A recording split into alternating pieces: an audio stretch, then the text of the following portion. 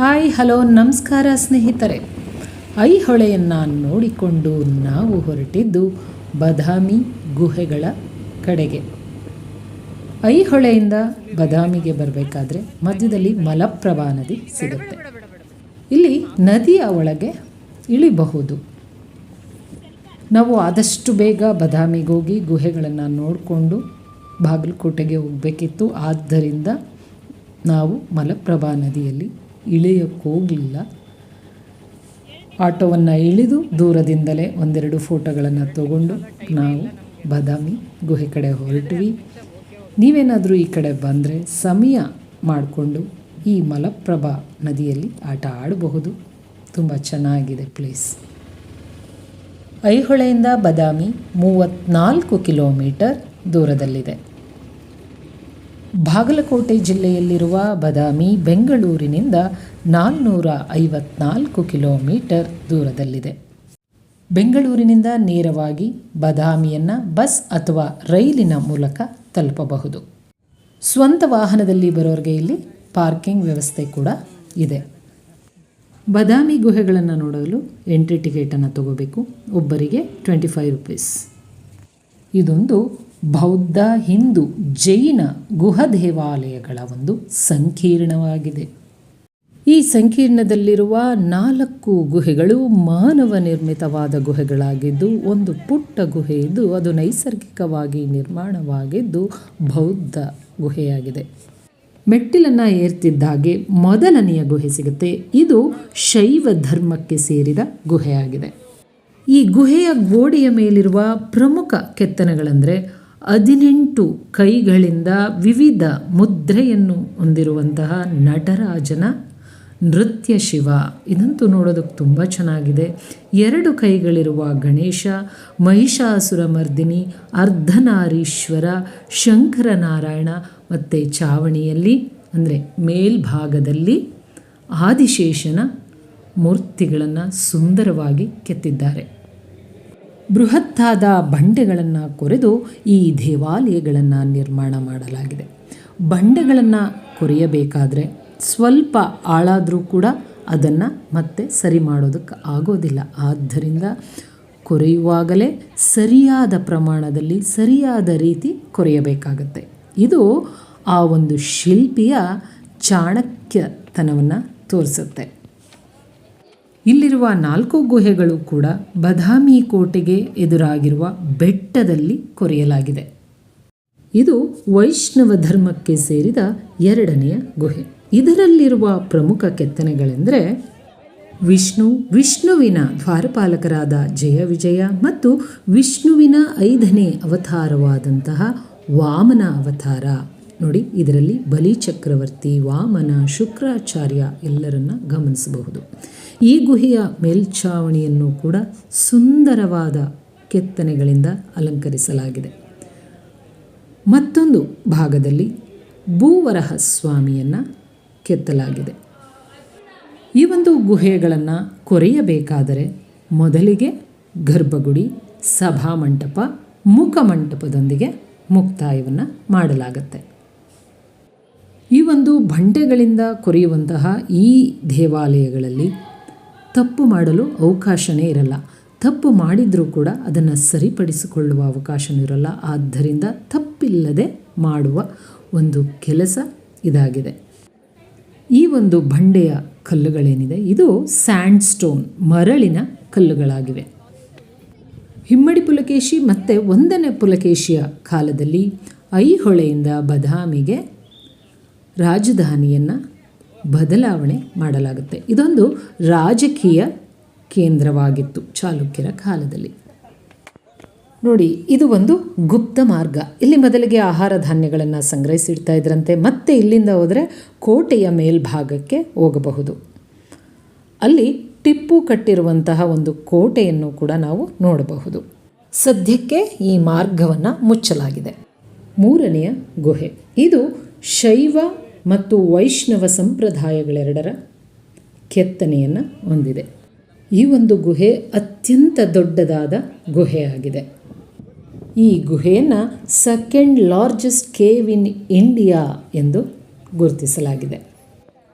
ಈ ಒಂದು ಗುಹೆಯ ನಿರ್ಮಾಣ ಕ್ರಿಸ್ತಶಕ 565ರಲ್ಲಿ ಪ್ರಾರಂಭವಾಗಿ 578ರಲ್ಲಿ ಮುಕ್ತಾಯಗೊಂಡಿತಂತೆ.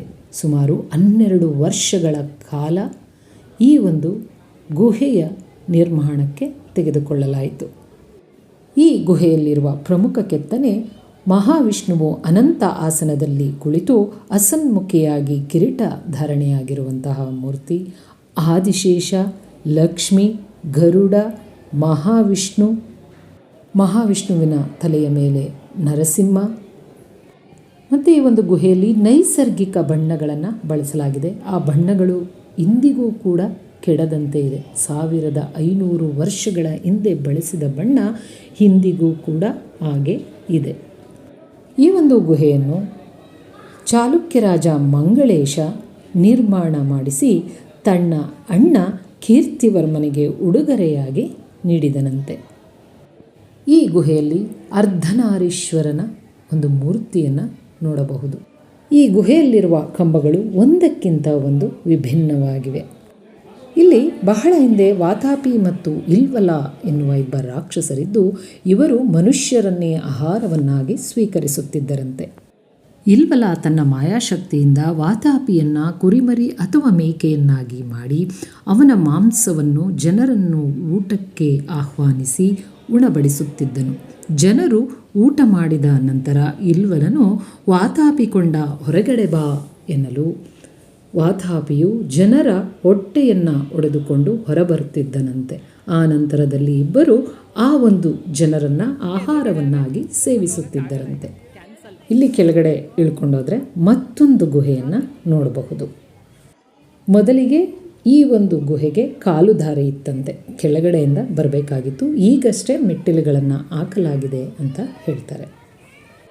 ಇದು ಕಡೆಯ 4ನೆಯ ಗುಹೆಯಾಗಿದ್ದು ಇದು ಜೈನ ಧರ್ಮಕ್ಕೆ ಸಂಬಂಧಿಸಿದ ಗುಹೆಯಾಗಿದೆ. ಇಲ್ಲಿ ಕಾಣಿಸ್ತಾ ಇರೋದು ಮಾನವ ನಿರ್ಮಿತ ಸರೋವರ. ಈ ಒಂದು ಗುಹೆಯನ್ನು ಇಮ್ಮಡಿ ಪುಲಕೇಶಿಯ ಕಾಲದಲ್ಲಿ ನಿರ್ಮಾಣ ಮಾಡಲಾಯಿತು.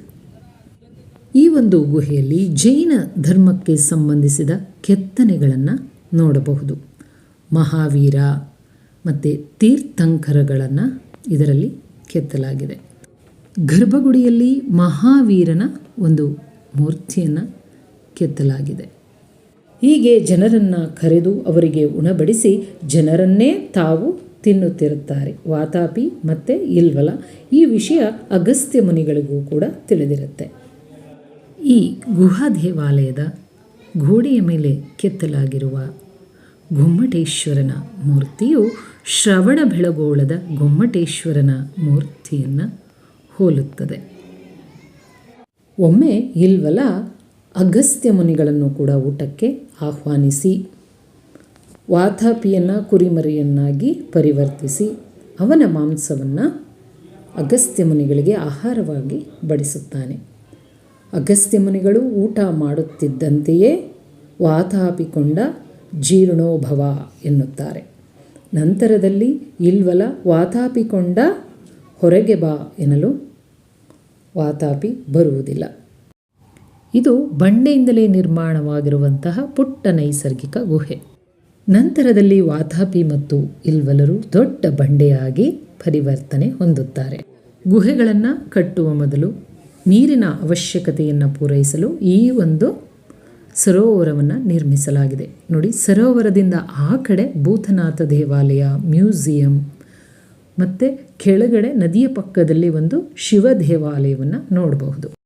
ಬಹಳ ಹಿಂದೆ ಮಳೆ ಬಂದಾಗ ನೀರು ಸುತ್ತಮುತ್ತಲಿನ ಕಾಡುಗಳಿಂದ ಹರಿದು ಬರಬೇಕಾದ್ರೆ ಗಿಡಮೂಲಿಕೆಗಳ ಸಾರವನ್ನು ಹೊತ್ತು ತರ್ತಾ ಇತ್ತಂತೆ. ಆಗ ಈ ಒಂದು ಸರೋವರದಲ್ಲಿ ಸ್ನಾನ ಮಾಡಿದರೆ ಚರ್ಮ ರೋಗ ವಾಸಿಯಾಗ್ತಾ ಇತ್ತಂತೆ. ಬದಾಮಿಯಲ್ಲಿ ಈ ಗುಹೆಗಳನ್ನು ಕೊರೆಯುವ ಮುಂಚೆಯೇ ಪ್ರಯೋಗವೆಂಬಂತೆ ಐಹೊಳೆಯಲ್ಲಿ ಪುಟ್ಟ ಗುಹೆಗಳನ್ನು ಕೊರೆಯಲಾಗಿತ್ತು. ಅದನ್ನು ಮಾಡಲಾಗಿ ಇಟ್ಕೊಂಡೇ ಈ ಬದಾಮಿಯಲ್ಲಿ ಈ 4 ಗುಹೆಗಳನ್ನು ಕೊರೆಯಲಾಗಿದೆ. ಚಾಲುಕ್ಯರು ಮೊದಲಿಗೆ ಐಹೊಳೆ, ನಂತರ ಬದಾಮಿ, ಅನಂತರ ಪಟ್ಟದಕಲ್ಲನ್ನು ನಿರ್ಮಾಣ ಮಾಡಿದ್ದಾರೆ.